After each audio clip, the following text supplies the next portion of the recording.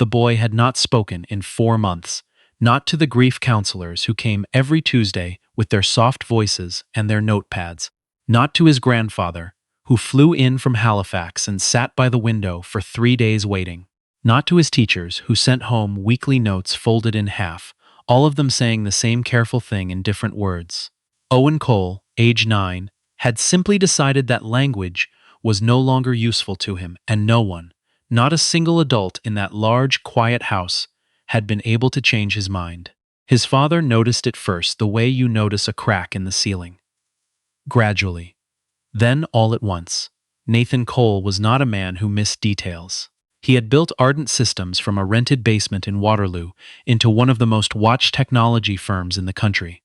He could read a financial model the way other men read a newspaper. Quickly, instinctively, already 3 steps ahead. But his son was a different kind of problem. His son was not a spreadsheet. His son was a 9-year-old boy who used to talk so much at dinner that Nathan sometimes had to gently ask him to slow down, to breathe, to let someone else have a turn, and now sat at the same table every evening and looked at his plate like it contained some answer he was still waiting for. Nathan's wife, Dara, had died in March, a cerebral aneurysm. Here one morning and not the next. They had been married 11 years, and he still reached for her side of the bed sometimes before he was fully awake. He had stopped letting himself do that. He was working on it. What he was less good at working on was his son. He hired people. That was what he knew how to do. He hired a child psychologist named Dr. Finch, who came on Tuesdays, and a tutor named Mr. Poirier, who came on Thursdays, and a rotating series of nannies, who each lasted between 2 and 6 weeks, before quietly submitting their resignations through the agency, with notes that said things like not the right fit or requires more specialized support. He hired a woman in April who cried during her 3rd shift. He hired a man in May who meant well but spoke to Owen in a slightly too loud voice, as though the boy were hard of hearing rather than grieving. By June, Nathan Cole was running out of options. The agency sent a new file on a Thursday evening.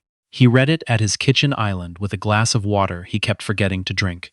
Nadia Asante, 39 years old, originally from Brampton. 8 years of experience with children dealing with grief and developmental trauma. References that read like commendations. The agency noted with unusual emphasis that she was particularly gifted with children who have withdrawn from verbal communication. He set the file down. He picked it up again. He called the agency at 7 in the morning and said he wanted to meet her before making any decisions. She arrived at 8:30 on a Friday, which was earlier than he had expected. Nathan had not finished his coffee. He answered the door in the shirt he had slept in and felt, for a brief moment, embarrassed, which surprised him, because embarrassment was not something he had felt in a long time. Nadia Asante was not what he had pictured. He was not entirely sure what he had pictured. She was a tall woman in a gray linen jacket with a bag over one shoulder and the particular quality of stillness that Nathan associated with people who were not easily unsettled. She looked at the house the way someone looks at a place they have been before, or perhaps a place they already understand, and then she looked at him. "Mr. Cole," she said, "I'm Nadia." That was it. No performance, no practiced warmth, just her name and the hand she extended. He shook it and let her in. Owen was still upstairs. Nathan had not told him anyone was coming, because past experience had taught him that advance notice produced exactly one outcome. Owen sitting on the floor of his closet with the door closed until the visitor left. So he had said nothing. He had made breakfast. He had hoped. He gave Nadia a brief tour of the main floor, the living room, the kitchen, the back deck that looked out over the yard, and explained Owen's situation in the way he had learned to explain it. Efficiently, without sentiment, sticking to observable facts. Owen had not spoken since March 22nd. Owen ate, slept, and attended school 3 days a week with a support worker. Owen liked drawing. Owen had a rabbit named Biscuit who lived in a hutch near the back fence, and Owen visited Biscuit every day, which was the one routine that had never broken. Nadia listened. She did not take notes. She did not nod in the performative way that therapists sometimes did, the kind of nodding that was meant to signal understanding, but somehow communicated the opposite. She just listened, and when he finished, she said, "Where is he now?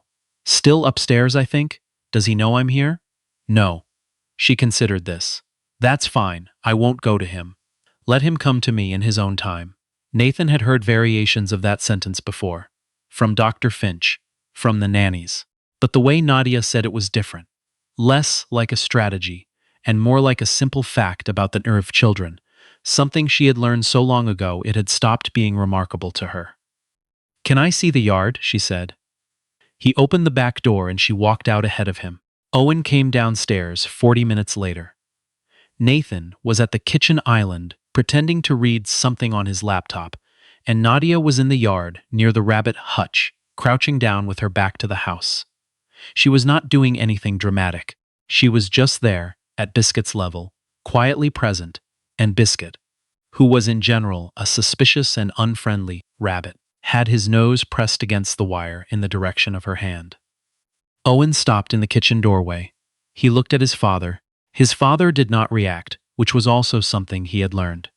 Any acknowledgement, any look that said, "I see what's happening, and I want something from it," was enough to make Owen reverse course entirely. Nathan kept his eyes on his laptop. Owen looked back at the yard. He went outside. Nathan did not follow. He sat very still and breathed. Through the kitchen window, he watched his son walk across the grass toward the hutch, and he watched Nadia turn slightly at the sound of footsteps. Not all the way, not quickly, just enough to acknowledge without demanding. She said something Nathan could not hear.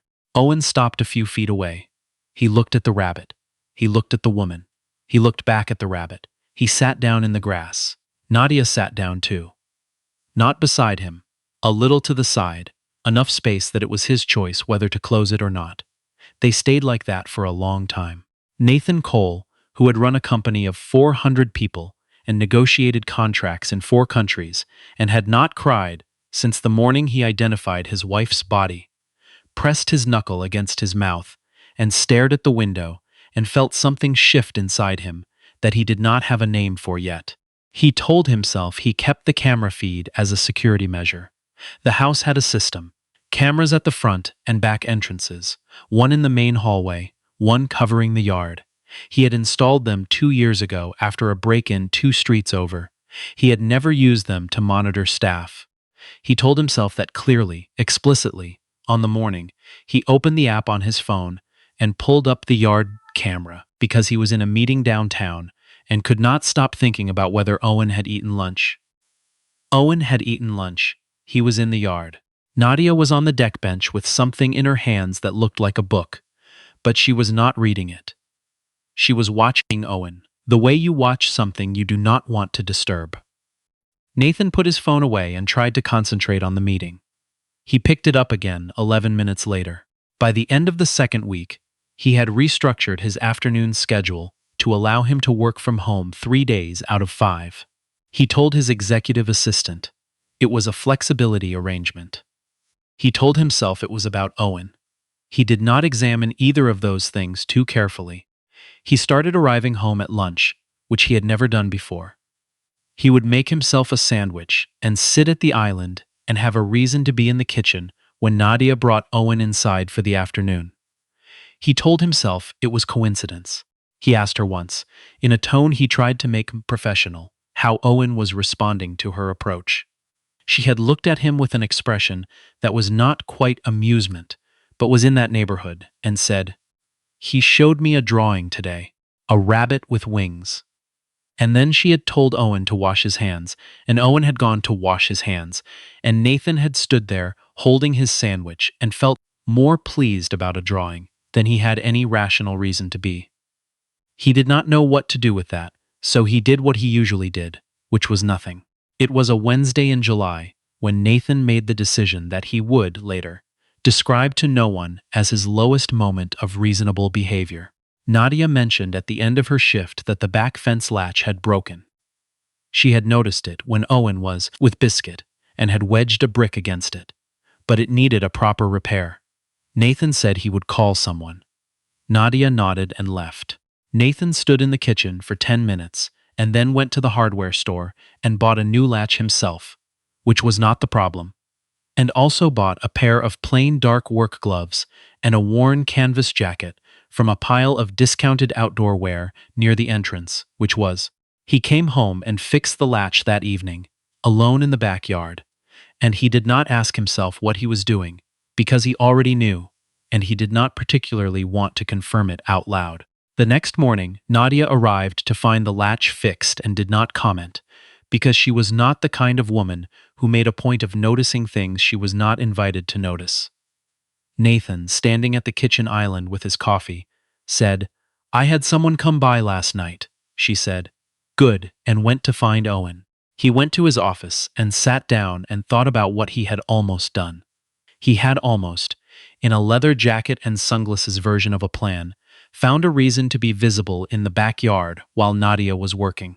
He had almost arranged for himself to be seen doing something ordinary, fixing a fence, carrying something, existing in the vicinity, as if proximity were a language he could learn. He had almost, in other words, acted like a person who wanted something and did not know how to want it honestly. He opened his laptop. He had a board call at 9. He closed his laptop. He thought about the way she had sat down in the grass with Owen on the first day. Not beside him, just near him, close enough to matter, and something about that image would not leave him alone. He opened his laptop again. He joined the board call 4 minutes late, which had not happened in 6 years. The moment he heard happened on a Thursday, the last week of July, between 3 and 4 in the afternoon. Nathan had come home early. He had a reason. There was always a reason. Something about a delivery he needed to sign for. He parked in the front and did not go directly inside. He went around the side of the house instead, intending to check the back gate, which was a thing he was apparently still doing, despite the fact that the latch was repaired and the gate was fine. He stopped at the corner of the house. Nadia and Owen were in the yard. Owen was sitting on the old wooden bench near the garden, and he had his sketchbook open, and he was not drawing. He was looking at Nadia, who was crouched near the flower bed, pulling up something that had grown where it wasn't meant to be. She was talking. Nathan could hear her clearly from where he stood, because the afternoon was still and the yard was quiet. She was telling Owen about her grandmother. Her grandmother, she said, had a garden in Brampton that was approximately the size of a parking space, but which she managed to grow a shocking amount of things in. Tomatoes, a kind of pepper that Nadia's mother had considered excessive. Zucchini, which nobody had asked for, but which appeared every summer in quantities that required distribution to neighbors. Nadia said she used to sit on the back step watching her grandmother garden when she was small, and her grandmother never asked her to help, or to talk, or to be anything in particular, just let her sit. And that had been, in some way she couldn't fully explain, one of the most important feelings of her childhood. The feeling of being allowed to just be there. She said it simply, pulling at a weed that had grown deep. She wasn't looking at Owen when she said it. She was looking at the flower bed. And then Owen, who had not spoken to anyone in 4 months and 2 weeks, said, in a voice that was rough from disuse, "My mom had a garden." Nathan did not breathe. Nadia did not turn around. She kept her hands in the soil, and she said, in the same easy voice she had been using, "What did she grow?" A pause. A long one. "Tomatoes," Owen said. She couldn't get anything else to work, but tomatoes always worked. "That sounds like her," Nadia said. "Some people are tomato people." Another pause. Shorter this time. She said they were the most honest vegetable, Owen said, because they tell you right away if you're doing it wrong. Nadia sat back on her heels and looked at the garden and said, "I think I would have liked her." Nathan Cole was standing at the corner of his own house, in the afternoon light, one hand flat against the bricks, and he was not doing anything so undignified as crying. He was just very still, the way you are when something is happening that you do not want to interrupt. He had not heard his son's voice in 4.5 months. He had forgotten the exact quality of it, or he thought he had, and now he understood that he had not forgotten it at all, that he had been carrying it somewhere below language this whole time. And what was happening to him now was not surprise but recognition. He stood there until Owen said, "She grew mint too, but it took over everything. Dad was mad about it."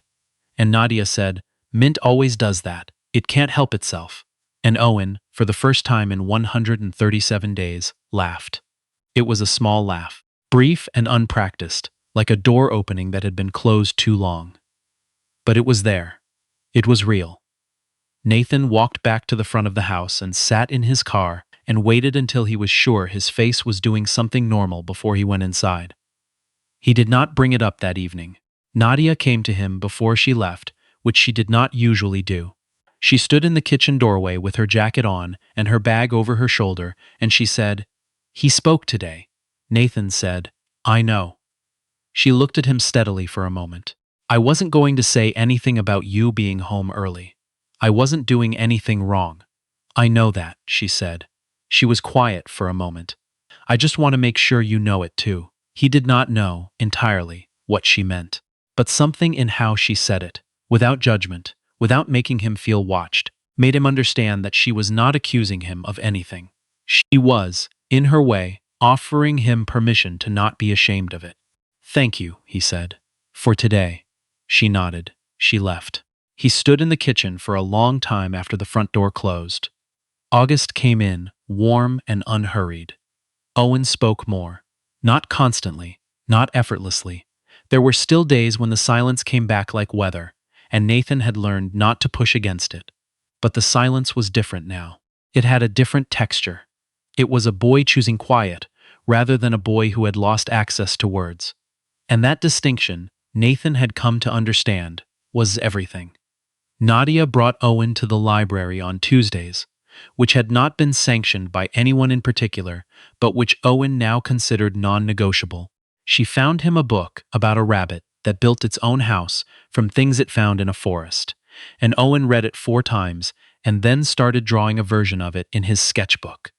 The rabbit with wings from before, now with a small wooden house covered in found objects. Nadia put a sticky note on one of the drawings that said simply, "This one is my favorite." Owen left the sticky note on the drawing for 3 weeks. Nathan noticed the sticky note every time he looked at the drawing on Owen's desk, which was more often than he would admit. He noticed other things too, as August moved through the house. The way Nadia remembered things without being told twice. That Owen wanted his sandwich cut diagonally, not straight. That he did not like it when the television was on during dinner.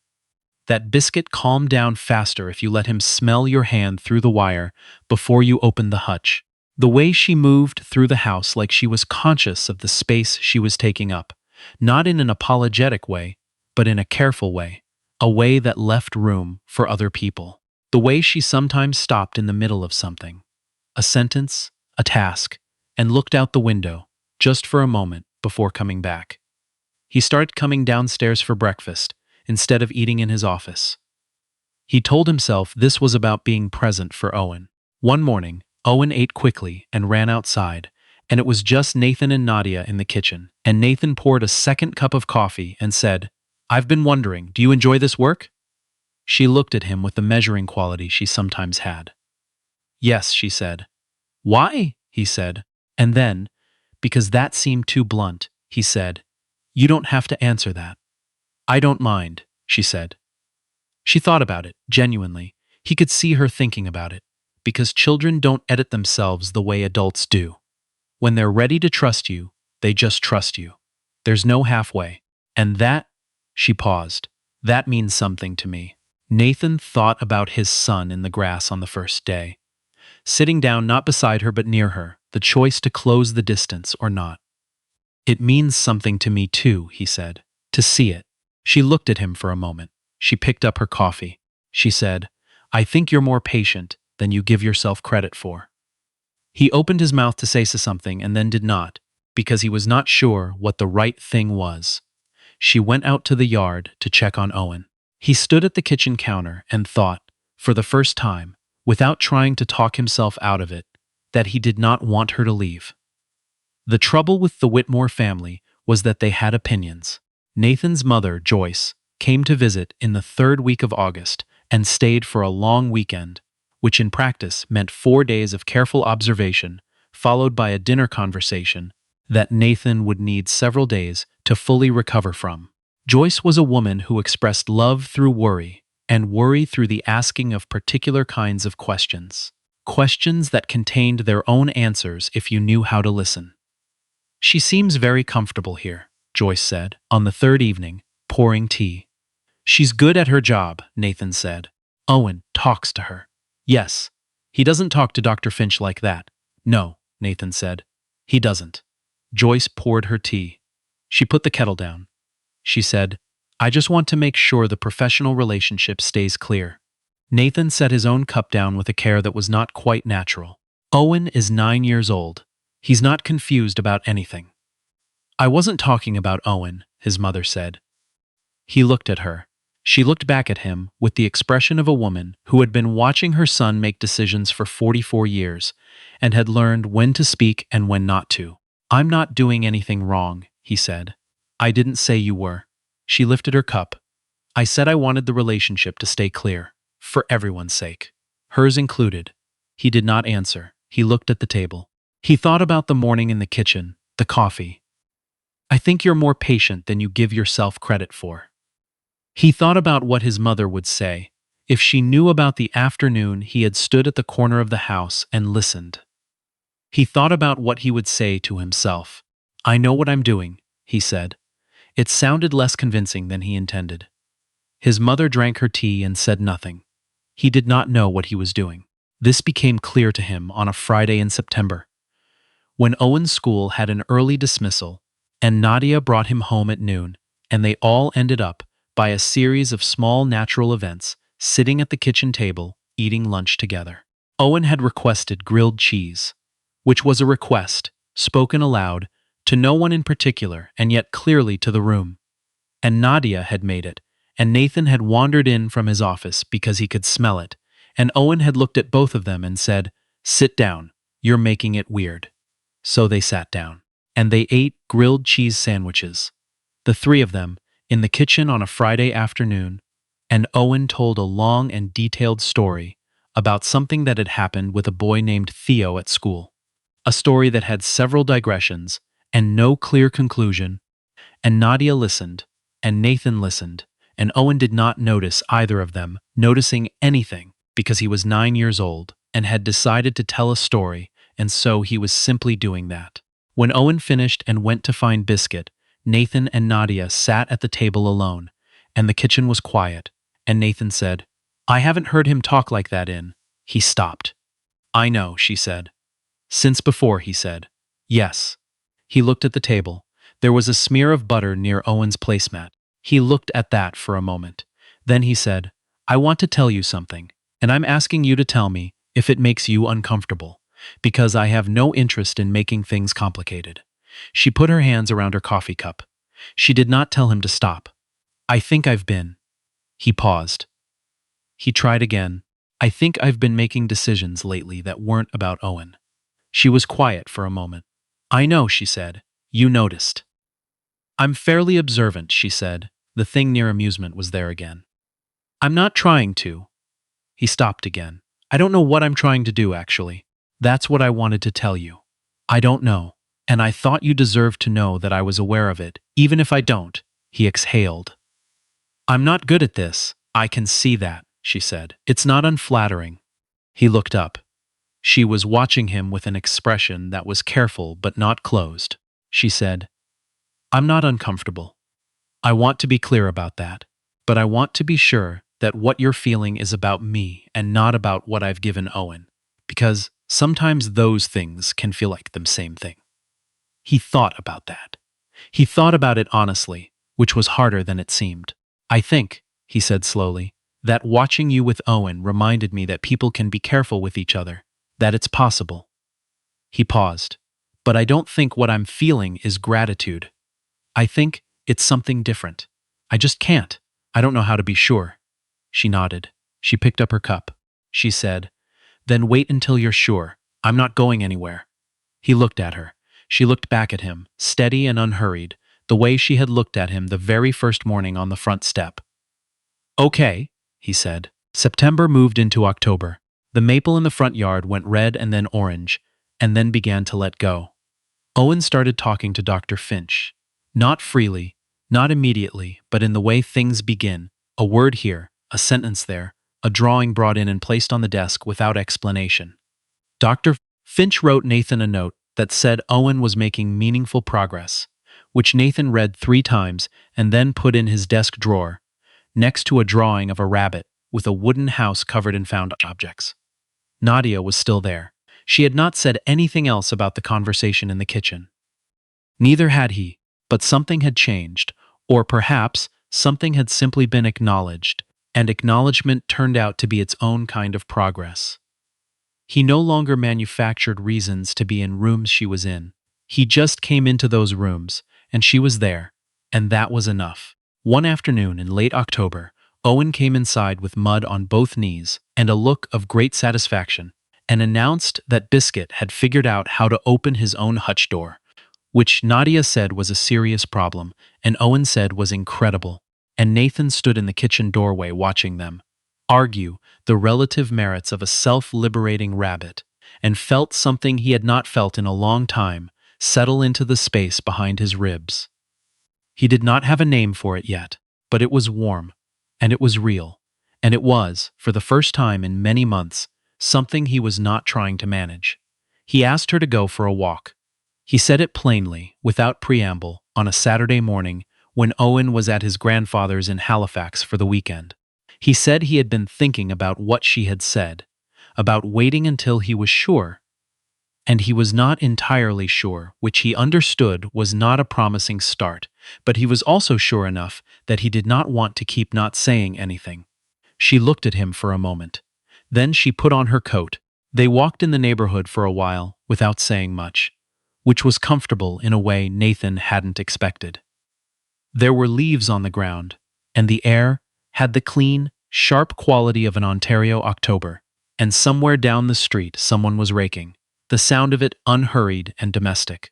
Nadia put her hands in her pockets. Nathan walked beside her. He said after a while, "My mother thinks I'm confused." She said, "What do you think?" He said, "I think I was confused for a while. I think I'm less confused now." She said, "What changed?"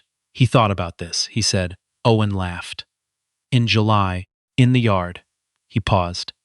"I was standing at the corner of the house and I heard it, and I thought." He stopped. "I thought, here is a person who did that. Here is a person who gave that back to him." She looked at the path ahead of them. "But I also think," he said, "and I want to be honest about this, I also think that when you're in the kitchen in the morning and you're looking out the window at the yard, there's something happening in your face that I don't think has anything to do with Owen. And I've been trying very hard not to be interested in that. And I'm not very good at not being interested in it." She was quiet for a moment. Then she said, "My grandmother died in January. I haven't told many people." He looked at her. "She was the person," Nadia said, "the one with the garden. I spent this whole summer with her voice in my head, the things she used to say, the way she used to just let me sit." She looked at the leaves on the ground. "So yes, some mornings I'm thinking about her. And I think that's allowed." "Of course it is," he said. "And some mornings," she said, without looking at him, "I'm thinking about other things." He did not say anything. He let that be. They walked a little further. The person with the rake was still raking somewhere. A child on a bicycle went past. Nadia said, "I'm not worried about what your mother thinks. I'm not worried about what the agency thinks. I'm a grown woman and I know what I'm doing and what I'm not doing." "I know that," he said. "What I want," she said, "is for whatever this is to start honestly. If it starts." She looked at him then, directly, without qualification. No confusion, no maybe. Just honest. He held her gaze. "Honest," he said. She nodded. She looked back at the road. They walked to the end of the street and then turned, without discussing it, to walk back. The leaves were all colors in the afternoon light. Nadia's shoulder was close to his as they walked, close enough that twice, without either of them adjusting course, they touched. Neither of them moved away. Owen came home from Halifax on a Sunday evening with a drawing he had done at his grandfather's. A house with a garden and a rabbit hutch and 3 figures of varying heights standing in the yard, rendered in pencil with the particular conviction of a child who knows exactly what he means. He held it out when he came through the door, not to Nathan, not to Nadia, but to the room in general, which was his way. That's us, he said. I made one for Grandpa too. He cried a little, but he said it was allergies. Nathan took the drawing. He looked at it for a long moment. The three figures, the garden, the rabbit hutch with a small form inside it. It's very good, he said. Owen looked at Nadia. You can have it, he said. If you want, I can make another one. Nadia took the drawing from Nathan's hands with the care of someone receiving something that mattered. She looked at it. She said, I'd like that very much. Owen nodded, satisfied, and went to find Biscuit. Nathan and Nadia stood in the hallway together.